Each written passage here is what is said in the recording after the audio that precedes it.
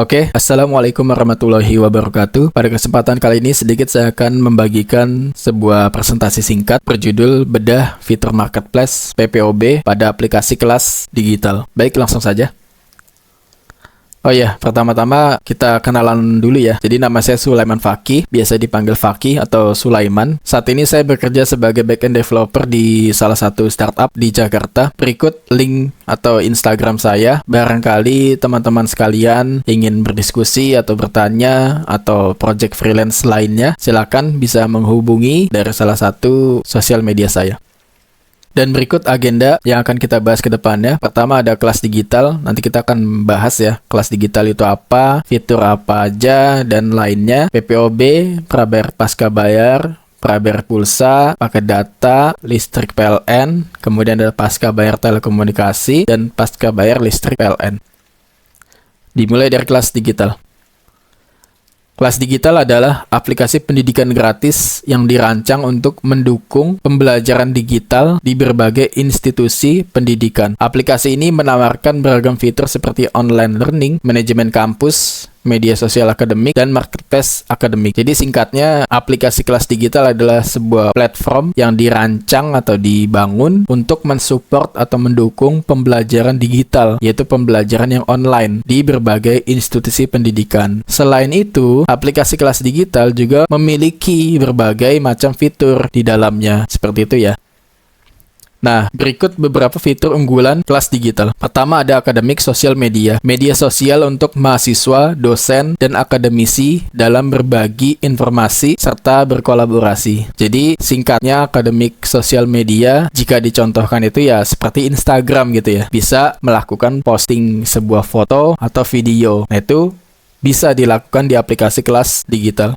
Kemudian ada chat style classroom, ruang obrolan interaktif untuk pembelajaran dan diskusi. Jadi di dalam kelas digital juga terdapat fitur chat seperti WhatsApp gitu ya, bisa saling chatan atau seperti Telegram dan lainnya. Kemudian ada video conference, integrasi dengan Zoom untuk kelas daring. Nah ini fitur untuk sesi tatap muka yang dilakukan secara daring atau secara online. Kemudian ada marketplace, mendukung pembayaran kampus, kelas berbayar, PPOB, webinar, dan layanan lainnya. Jadi di dalam kelas digital juga terdapat marketplace, yang salah satunya PPOB yang akan kita bahas di kesempatan kali ini. Yang terakhir itu ada Campus Management System atau CMS, sistem pengelolaan kampus berbasis cloud untuk meningkatkan efisiensi. Jadi contoh mudahnya CMS itu seperti LMS, tapi dia lebih kompleks karena dia bisa melakukan manajemen data kampus tersebut seperti edit, update, delete, dan sebagainya bisa dilakukan melalui fitur CMS ini. Info lebih lanjut bisa kunjungi websitenya, kita kunjungi bersama. Nah ini halaman awalnya.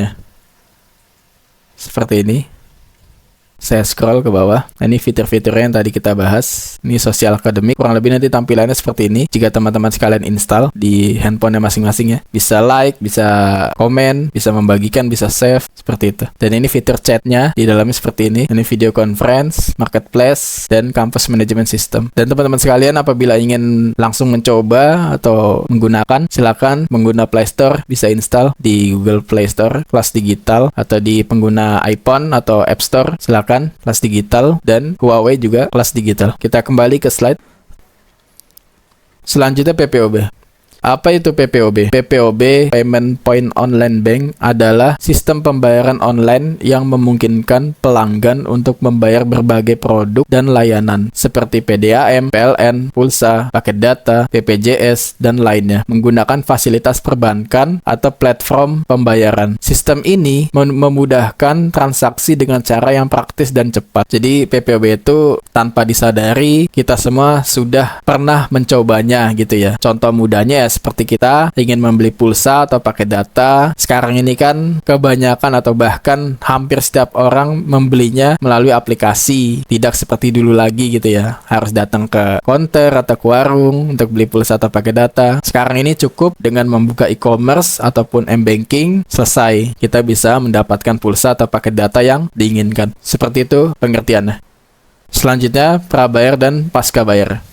Prabayar. Prabayar, pengguna membayar terlebih dahulu untuk layanan yang akan digunakan. Misalnya, pada layanan telekomunikasi, pengguna membeli pulsa terlebih dahulu dan pulsa tersebut akan digunakan untuk menelepon, mengirim SMS, atau mengakses data internet. Pengguna harus memastikan saldo atau kredit cukup untuk menggunakan layanan. Karena jika saldo habis, layanan tidak dapat digunakan sampai pengguna menambah saldo itu. Contoh, penggunaan kartu SIM prabayar, pembayaran listrik prabayar, dan lainnya. Selanjutnya, pasca bayar. Pasca bayar, pengguna menggunakan layanan terlebih dahulu dan membayar tagihan di kemudian hari. Biasanya, setiap 1 bulan 1 kali. Pengguna diberikan batasan atau kuota layanan dan tagihan dibayar setelah periode penggunaan, misalnya sebulan. Biasanya, digunakan untuk layanan yang lebih besar atau lebih terus-menerus, seperti langganan internet rumah atau telepon rumah. Contoh, pembayaran tagihan telepon atau internet rumah, pembayaran listrik pasca bayar. Baik, berikut perbedaan utama. Prabayar, bayar terlebih dahulu sebelum menggunakan layanan. Pasca bayar, gunakan layanan terlebih dahulu, bayar di kemudian hari. Jadi, di dalam sistem PPOB, itu terdapat 2 jenis atau 2 layanan, yaitu prabayar dan pasca bayar. Nah, perbedaan utamanya, prabayar itu bayar terlebih dahulu, yaitu membeli saldo atau kreditnya untuk menggunakan layanan. Kalau pasca bayar, kita gunakan dulu layanannya, tapi bayar nanti di belakang. Nah, dengan catatan ya, dari kedua ini memiliki kelebihan dan kekurangan masing-masing tergantung pada kebutuhan pengguna itu sendiri. Jadi lebih prefer kemana atau kondisi saat itu lebih memungkinkannya menggunakan pasca bayar atau prabayar. Selanjutnya, prabayar pulsa.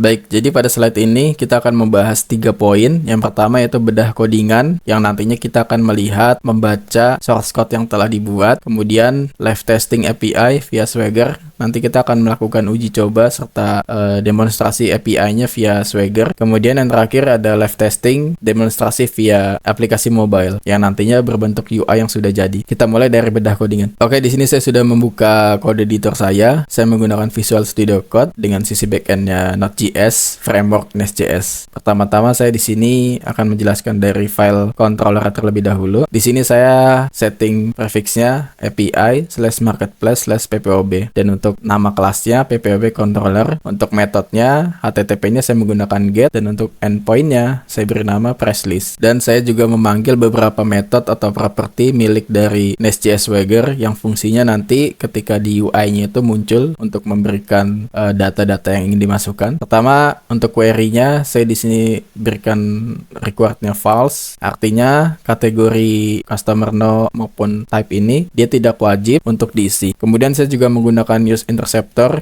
yang mana dia bertugas untuk memodifikasi atau mentransformasi data yang akan dikembalikan nantinya. Selanjutnya saya di sini metode saya beri nama getPriceList, yang di dalamnya dia menerima 3 parameter query. Yang pertama kategori, kemudian customer no, ketiga type dengan tipe datanya string semua. Dan saya juga memberikan sebuah kondisi atau pengecekan. Jadi jika kategorinya diisi atau ada, maka ubah menjadi lowercase. Gunanya untuk konsistensi dalam pencocokan data. Jadi datanya itu nantinya huruf kecil semua gitu, tidak ada yang kapital. Begitupun juga yang type saya berikan kondisi seperti kategori. Selanjutnya saya memanggil metode getPriceList untuk mendapatkan daftar harga berdasarkan kategori, customer no, atau tipenya. Baik, kita masuk sekarang ke service getPriceList. Saya klik Ctrl dan klik kiri pada mouse.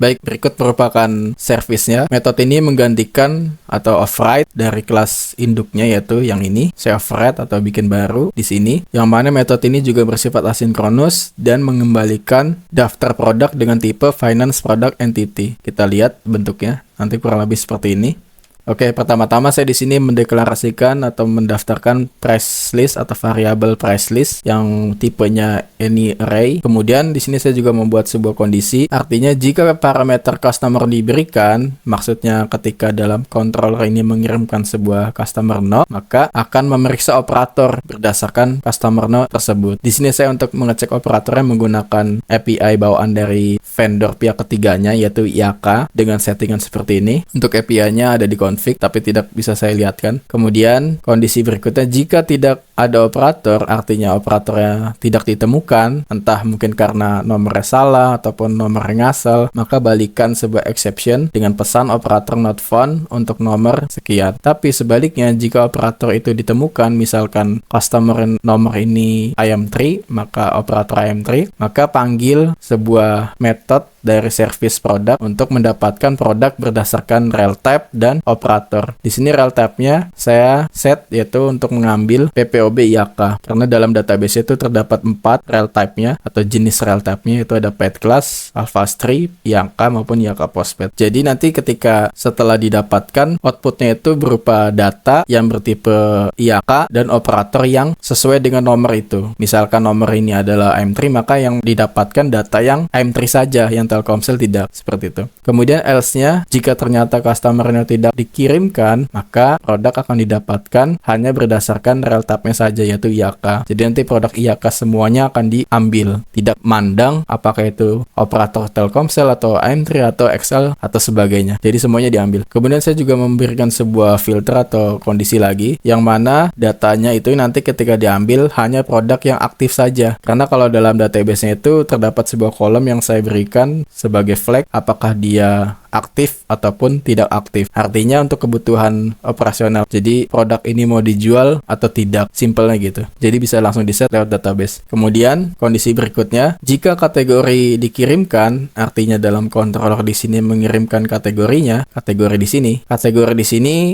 itu mencakup pulsa atau paket data. Jadi misalkan dalam controller yang mengirim contoh pulsa, maka data yang akan diambil hanya yang produknya kategori pulsa saja gitu. Jadi yang kategori paket data tidak akan diambil karena parameter kategori dikirim dari controller. Kemudian saya juga memberikan sebuah sorting, yang mana sortingnya itu harga dari yang terendah ke harga yang tertinggi. Jadi nanti dalam sisi respon JSON-nya akan diurutkan dari harga price-nya itu yang terendah dulu, kemudian yang ke tertinggi. Kemudian saya di sini melakukan filtering kembali. Jika kategori produk adalah data, artinya yang dikirim dari controller sini ternyata adalah paket data, bukan pulsa ya, paket data. Maka saya di sini melakukan penyaringan lebih lanjut, yaitu berdasarkan deskripsi produk. Apabila dalam deskripsi produk tersebut mengandung kata yang saya set di sini, contoh misalkan dalam paket data tersebut ada 1 kalimat atau 2 kalimat sesuai zona, artinya dia sesuai zona, maka dia akan saya masukkan ke dalam array atau variable array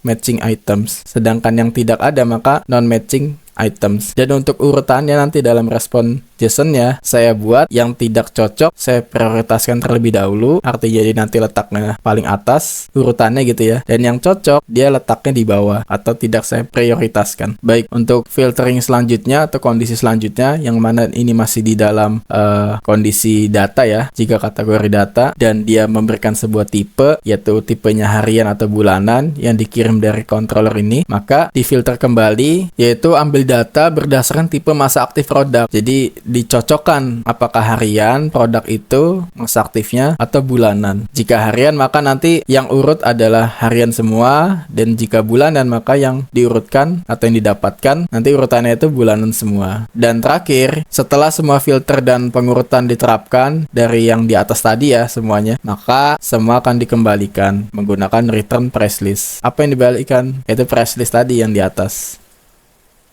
Oke, baik, sekian sesi bedah codingan yang sudah kita baca dan lihat bersama ya teman-teman. Untuk selanjutnya kita kembali ke slide. Berikutnya kita masuk ke sesi live testing API via Swagger. Jadi service ataupun kontrol yang sudah kita buat di sini selanjutnya akan kita demonstrasikan, kita jalankan apakah sesuai dengan harapan yang kita inginkan atau tidak. Kita cobanya melalui dokumentasi Swagger. Langsung saja kita pergi ke Swaggernya dan berikut halaman Swaggernya. Di sini kita bisa cek kembali untuk prefixnya yaitu API, Marketplace PPOB, dan endpointnya price list sesuai dengan yang kita set di sini ya. Dan ini endpointnya. Langsung saja kita coba. Di sini terdapat 3 query parameter yang sifatnya opsional. karena kita setnya false sehingga tidak wajib. Untuk kategori yang bisa dikirim itu ada 2 jenis. Yang pertama yaitu data, yang kedua adalah pulsa. Kita coba pulsa terlebih dahulu. Untuk customer no-nya atau nomor customer, dalam hal ini saya coba menggunakan Indosat. Dan untuk tipe, khusus untuk pulsa tidak ada jenis tipe harian atau bulanan yang saya set di servisnya. Jadi bisa langsung kita coba ya, hit atau execute. Dan berikut respon bodinya bisa dilihat bersama. Untuk real type-nya adalah PPOB-YK, untuk kategorinya adalah pulsa, dan untuk produk operatornya adalah Indosat,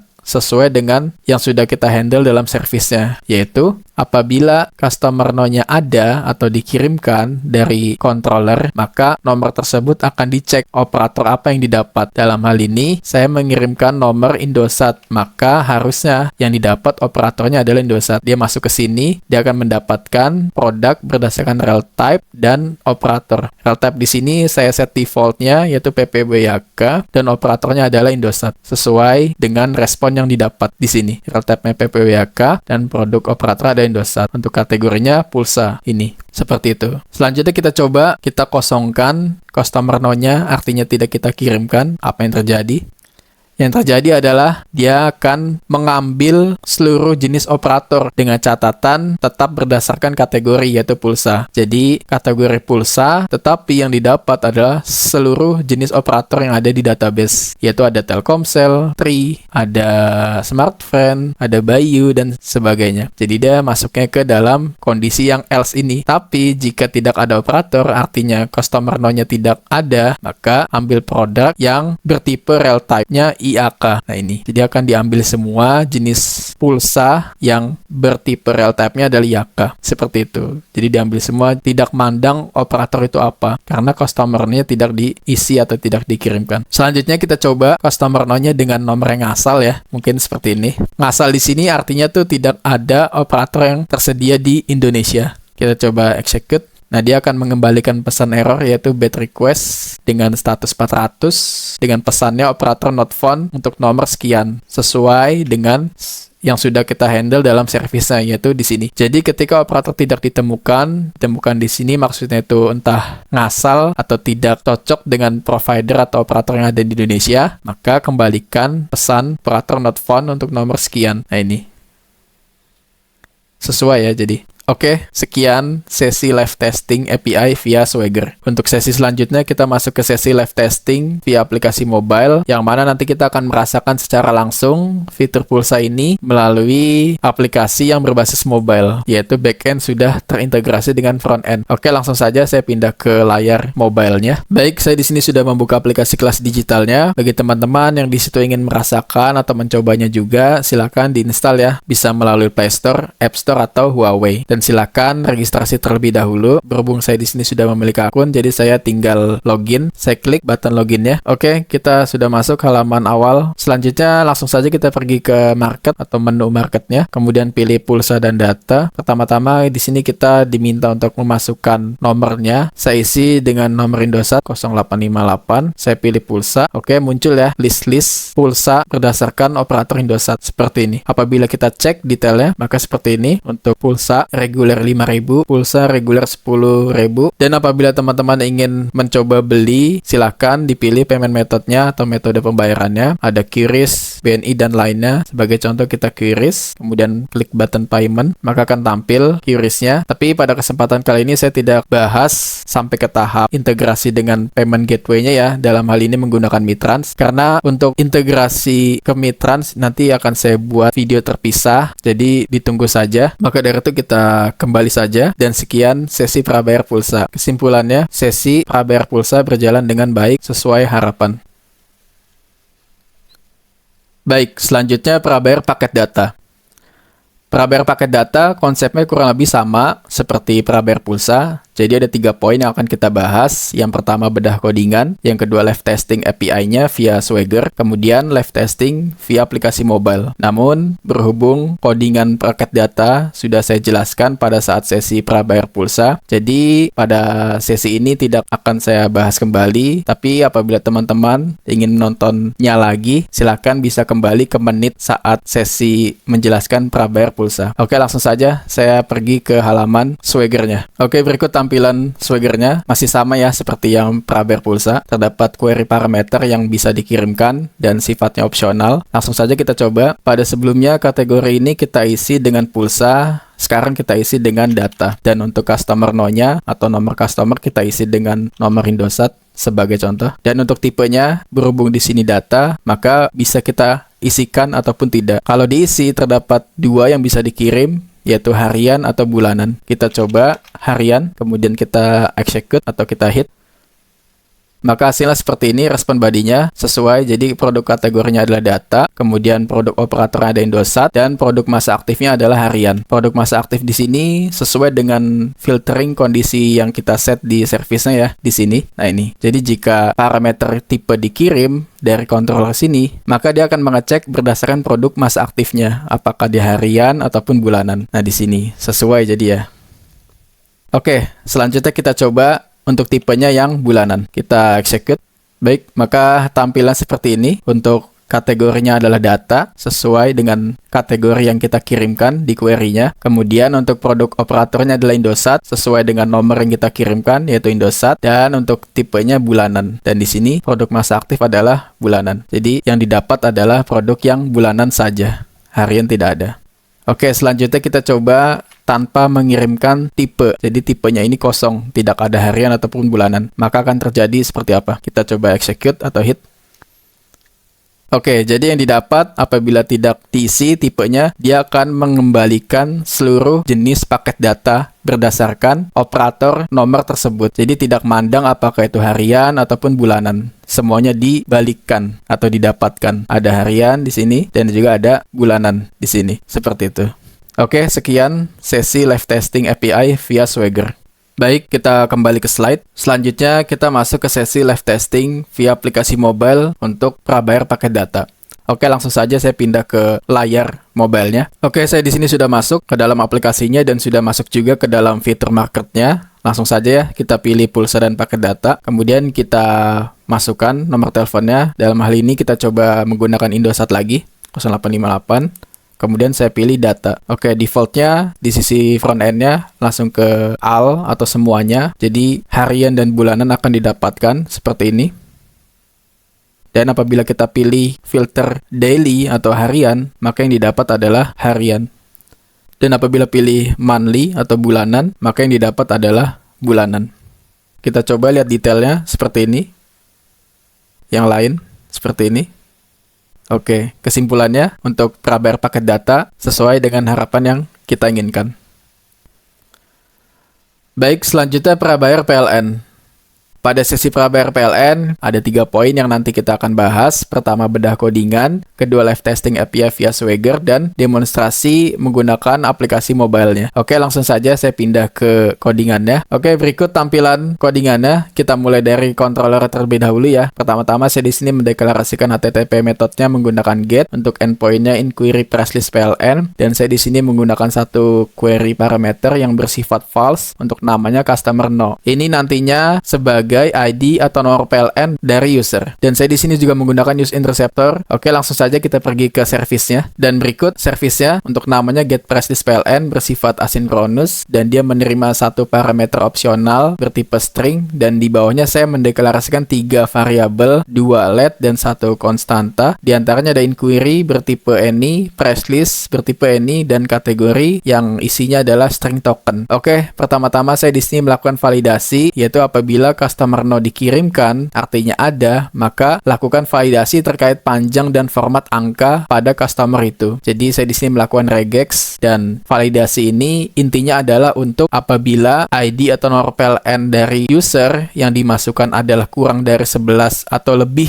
dari 12, maka dia akan mendapatkan pesan seperti ini. Karena setelah saya teliti di Indonesia untuk ID dan nomor PLN itu tidak kurang dari 11 atau tidak lebih dari 13 digit angka. Oke, selanjutnya apabila user tersebut memasukkan nomor PLN-nya dengan benar, artinya dia memasukkan antara 11 hingga 12 digit, maka dia akan lanjut ke tahap berikutnya yaitu melakukan check inquiry. Check inquiry ini tujuannya untuk mendapatkan detail informasi dari si pemilik nomor PLN tersebut. Jadi nanti didapatkan itu berupa JSON information seperti namanya siapa, KWH-nya berapa, dan lain sebagainya. Seperti itu ya. Dan berikutnya saya di sini melakukan validasi terkait server sedang maintenance atau perbaikan karena sudah menjadi hal yang umum ya. Jadi ketika mau beli PLN terkadang server sedang dalam perbaikan atau sedang dalam maintenance. Nah, apabila itu terjadi maka kembalikan pesan seperti ini, dan di bawahnya saya juga melakukan validasi lebih lanjut untuk memperkuat, yaitu validasi berdasarkan respon code-nya yaitu RC. Jadi di dalam hasil inquiry ini diantaranya yaitu terdapat sebuah respon code. Ada banyak ya, cuman yang saya ambil yaitu hanya 3 ini yang menurut saya diperlukan dalam case kali ini, yaitu 110 artinya adalah sistem PLN sedang dalam perbaikan, 14 ID atau nomor PLN tidak valid, dan yang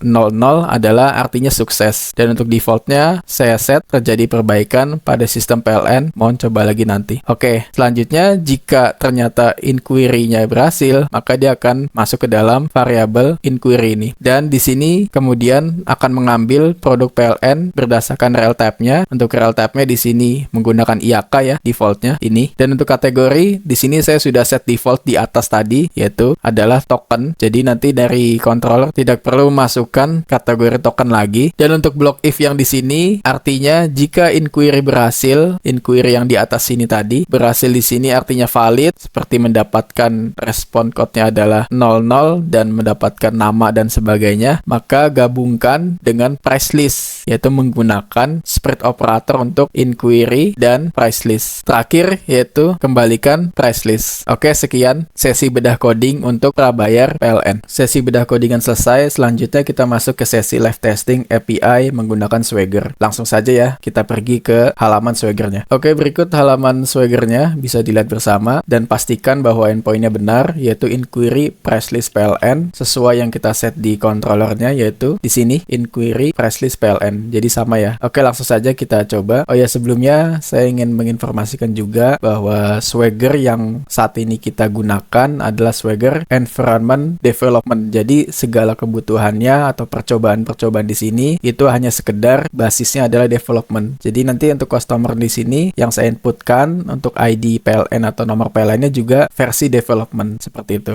Oke, langsung saja. Untuk versi development-nya angkanya yaitu 1, 2, 3, 4, 5, 6, 7, 8, 9, 0, 1. Seperti ini. Saya coba hit. Nah, berikut respon bodinya atau hasilnya.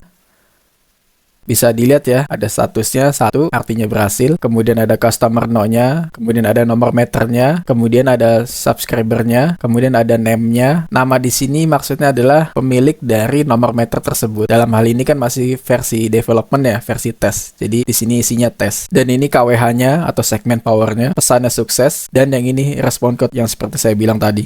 Isinya banyak, tapi apabila sukses dia adalah 00. Dan di bawahnya setelah itu ada object price list seperti ini. Ada yang 20.000, ada yang 50.000, ada yang 100, 200, 500, 1 juta. Dan untuk kategorinya yaitu di sini adalah token PLN sesuai dengan yang kita set di service-nya secara default, yaitu dia mengambil kategori yang PLN. Dan untuk urutannya sesuai juga dengan yang kita setting juga di dalam service-nya, yaitu di urutan pertama adalah inquiry-nya, kemudian diikuti oleh price list-nya di sini. Nah, ini apabila terdapat inquiry, maka inquiry diprioritaskan terlebih dahulu, artinya dia di atas. Selanjutnya di bawahnya itu adalah atau berikutnya adalah price list.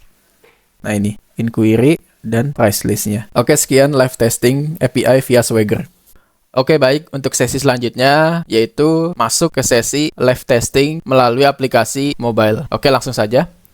Oke, baik. Di sini saya sudah masuk ya ke dalam aplikasi kelas digitalnya. Dan sudah masuk juga ke dalam fitur marketplace-nya. Oke, langsung saja. Dalam hal ini kita akan melakukan percobaan pembelian tentang prabayar token PLN. Langsung saja kita pilih yang listrik. Nah, di sini secara default kita akan dipilih yaitu prepaid. Prepaid itu adalah prabayar. Kalau postpaid itu adalah pasca bayar. Kita cobain prepaid terlebih dahulu. Oh ya, saya di sini juga ingin menginformasikan bahwa aplikasi yang sedang saya demokan ini sudah di tahap production ya. Jadi untuk memasukkan nomor meteran atau atau ID pelanggan di sini itu harus menggunakan nomor yang nyata. Dalam hal ini ya nomor meteran atau ID pelanggan rumah kita masing-masing. Sebagai contoh, saya menggunakan nomor meter milik rumah saya. Seperti ini nomornya. Dan saya akan coba membeli yang 100.000. Nah, maka akan muncul seperti ini detail pembeliannya. Di situ terdapat nomor pelanggan, nama pelanggan, produk yang kita beli, kemudian harganya, biaya layanan, seperti itu. Dan apabila kita ingin lanjut melakukan pembayaran, silahkan pilih metode pembayarannya. Kita coba mungkin yang QRIS seperti ini, dan selanjutnya pembayaran. Nah, nanti jika kita sampai tahap pembayaran dan di situ berhasil, maka nanti akan muncul token yang sebanyak 20 digit yang akan kita ketikkan di mesin meteran kita masing-masing. Nanti dia munculnya di sini, notifikasi dan di status. Nah, dalam hal ini, status transaksinya masih menunggu pembayaran, karena belum saya bayar. Nanti jika sudah dibayar dan berhasil, maka nanti akan muncul token digitnya. Oke, sekian live testing prabayar PLN melalui aplikasi mobile. Untuk kesimpulannya, secara keseluruhan berjalan dengan baik sesuai dengan harapan. Oke, baik. Sampai di sini saya ucapkan terima kasih bagi teman-teman yang sudah menonton video ini sampai akhir ya. Sebelumnya saya juga ingin meminta maaf karena di awal video saya sempat mengatakan bahwa kita akan membahas pasca bayar telekomunikasi dan pasca bayar listrik PLN. Namun pada akhirnya pembahasan kali ini saya cukupkan sampai di prabayar PLN saja. Tapi tenang, jangan khawatir ya, karena pembahasan pasca bayar tetap akan kita lanjut di episode bedah selanjutnya. Termasuk nanti kita juga akan bahas beberapa topik lainnya, seperti bagaimana integrasi payment gateway dengan Mitrans, dan bagaimana integrasi layanan PPOB kelas digital dengan IAKA. Sekali lagi terima kasih, dan sampai jumpa di video berikutnya.